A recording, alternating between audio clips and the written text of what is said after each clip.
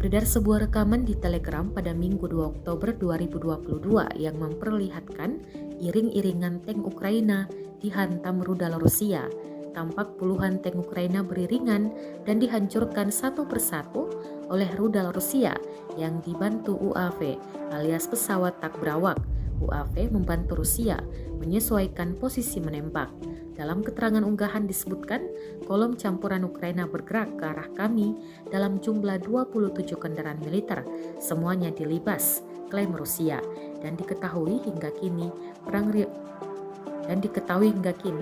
perang yang terjadi di antara pasukan militer Rusia dengan Ukraina hingga Minggu 2 Oktober 2022 terhitung telah berlangsung 221 hari lamanya.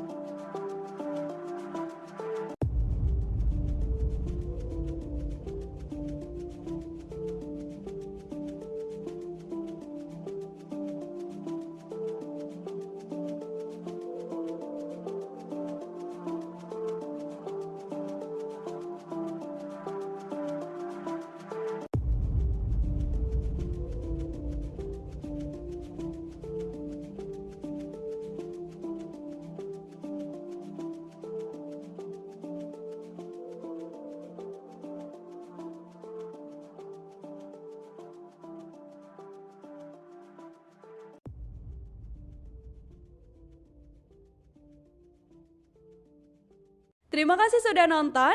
Jangan lupa like, subscribe, dan share ya.